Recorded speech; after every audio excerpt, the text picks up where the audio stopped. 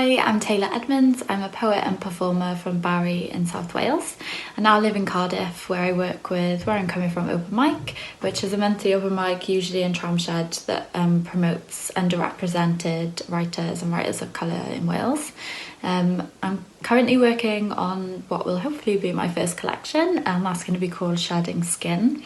And this is going to be about the experiences of women, storytelling, empowerment, and I'm really enjoying writing this at the moment and using lockdown time to kind of get stuck into it.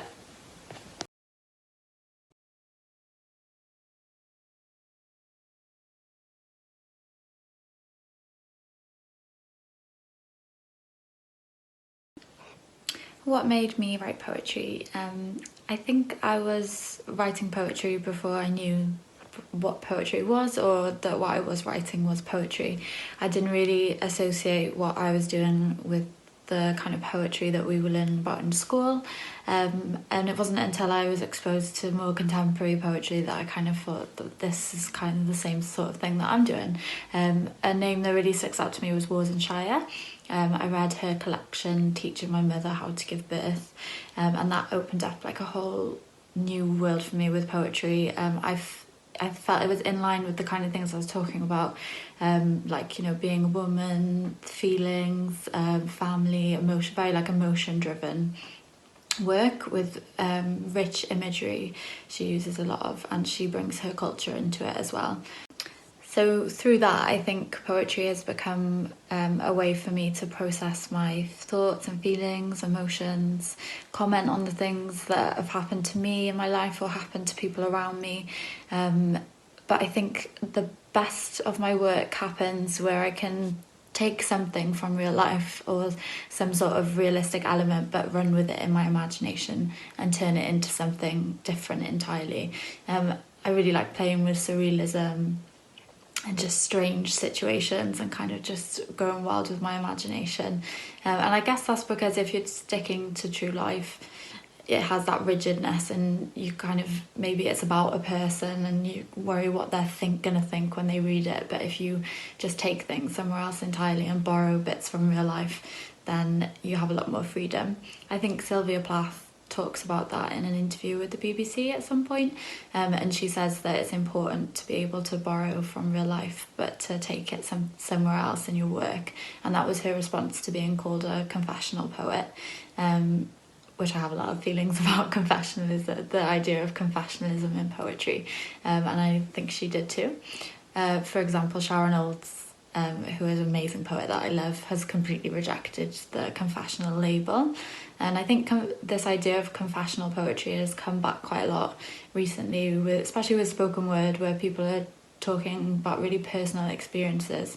But to call it confessional, I think is quite problematic, because it has this weight that you're bringing some guilt, in its like religious connotations, or how it's historically been a confession is seen. Then that shows that you are carrying some guilt that you need to offload, and I don't think that's really fair to say that people talking about maybe traumatic experiences or their mental health or something like that they should be coming with guilt. I think that you should just be able to share your experiences and speak your truth, and I think that's probably what I'm trying to do with my poetry, just speak my truth and observe the things that happen around me and turn them into something that hopefully touches people and they can see themselves in.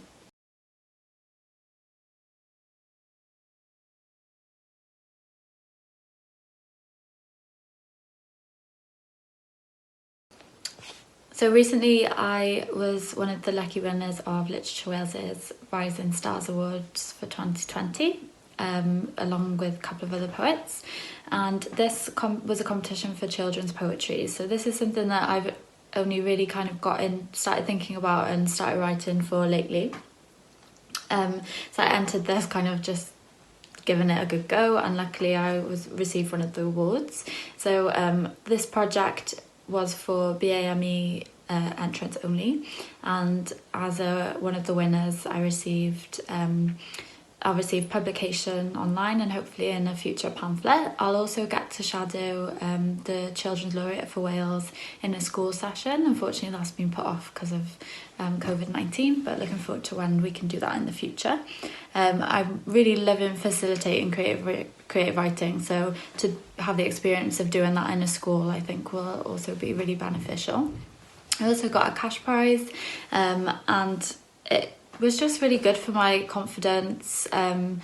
To be recognised and have some sort of award always feels really great, and it's provided me with really good personal development opportunities. I got feedback on the poems, and it's just kind of opened up a new door of children's poetry that I maybe wouldn't have seen for myself, but now it's something that I'm interested in developing further.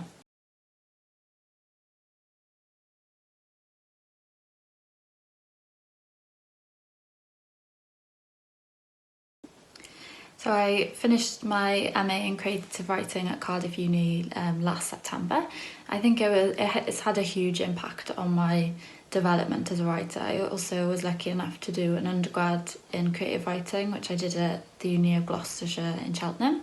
And I think that was really useful to kind of understand myself as a poet, because I went into the undergrad not really knowing which part of writing was for me, but then I definitely see myself as a poet after that, and I was exposed to all these writers that I've never heard of. I still think people are much more well read than me because I have a habit of just knowing what I like and sticking to it when I know I should try and read outside of that as well. But the MA in particular, I think, was really good for my development and enabled me to take myself seriously as a writer and to think of it as some sort of profession, which obviously is really hard to make money as a writer, but anything you can get helps towards that. And the MA really gave me time to indulge in my writing, in other people's writing, in the craft, polishing everything up. It gives you time, which I think is really valuable because, you know, since finishing the MA, I've gone back into full-time work at my day job, and you just don't have the time that I had when I did my MAs.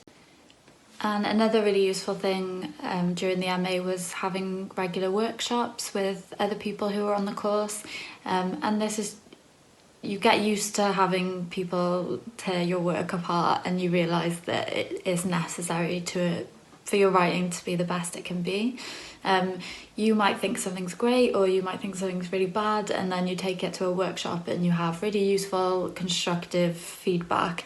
And everyone just wants your work to be the best, so it's kind of good to build those connections with people that you trust. I think there's a lot of trust that needs to be established in a workshop environment. And then just to have that feedback on your work, for someone to take the time to read it thoroughly and give you their thoughts is really valuable to your development. And then also in the MA, it had a one-on-one supervisor, and my supervisor was Bob Walton, who's a poet, and he guided me through all my portfolio work. So another great thing about the MA is that you've got these deadlines and you have to write X amount of poems by this date and you have to edit them by this date.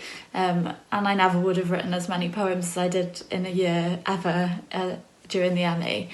But also having that one-to-one feedback with your supervisor through regular meetings where they really get to understand you as a writer, what you're trying to achieve in your work, your style.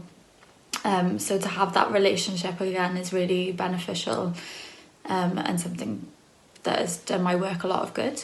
And also through the MA we did some teaching as well, and after which I've gone on and done some teaching in the community. I actually set up a series of workshops called Voice with Nasia Sawaskus, who also did the MA with me. So these workshops were funded by Literature Wales through their platforming underrepresented writers scheme, and we created these workshops for people of colour only. We did this because we thought that there wasn't really any spaces like that in Wales, and we wanted them to be completely comfortable environment, no barriers to them, they're free, and we look at the works of writers of colour as well. So it's a way of like getting people who might not have had the privilege of studying creative writing to come and have access to a community of people of colour who are interested in writing, to spark discussions and to just do activities to create new work and learn from each other as well, which have been going really well. Obviously they've unfortunately been interrupted by everything that's going on at the moment, but we're looking to take them online, and it's definitely something that I think we'd like to take further, and participants seem to have really enjoyed them as well. So without the MA, I don't think I would have had the experience or the confidence to see myself as a workshop facilitator. So it's also been really beneficial in that way. At Cardiff Uni, where I studied, I also had a bursary to do the MA, so there was some of the financial pressure taken off whilst I worked part-time as well. I initially thought that I'd never be able to, I've never seen myself doing an MA really, but I'm just really grateful that I got to do it, and it's definitely opened a lot of doors professionally for me as a writer. I think people maybe take you more seriously, even though it shouldn't be like that. It kind of feels like that's the way it is sometimes.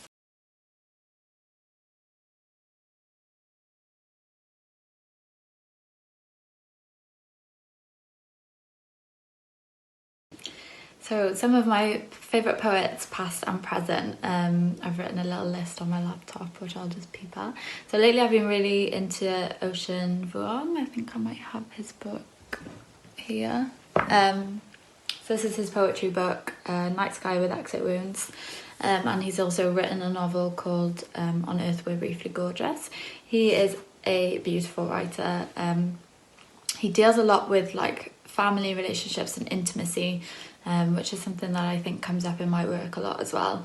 And he's quite experimental sometimes in his form. It's often quite fragmented. He plays with the space on the page. But I think what I love the most about his work is it always leaves me feeling something in my chest, you know, like it's really powerful, emotional stuff. Some other poets I like, Sharon Olds, who I mentioned earlier. I love how she just talks really openly about her traumatic past. She was abused in her childhood.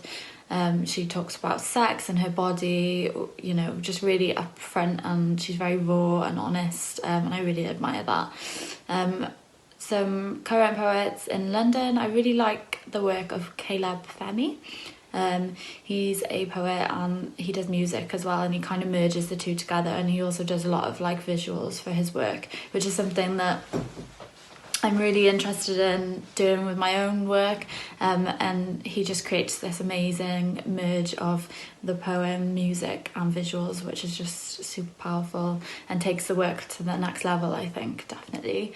I also really love Safia El-Hilo. She's an American poet, and she also writes in kind of fragmented style, and she talks a lot about like her culture, her childhood and things like that. Also Hanan Issa, who is my fellow Where I'm Coming From team member.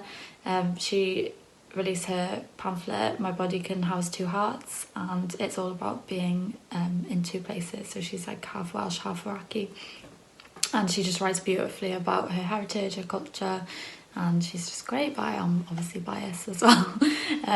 So some past poets I like, I really enjoy Sylvia Plath's work. I think she did stuff that nobody else was really doing in her time, starting the confessional movement. She started writing about her mental health, her depression, and also what it's like to be a woman. A lot of my work is very centred around the feelings and experiences of women particularly, so it's good to look back at those kind of historical women in history who have paved the way for poets like me, like Adrienne Rich as well, Mary Oliver and Audre Lorde as well, who are also all great female feminist poets who have inspired me and contributed to the poet that I am today.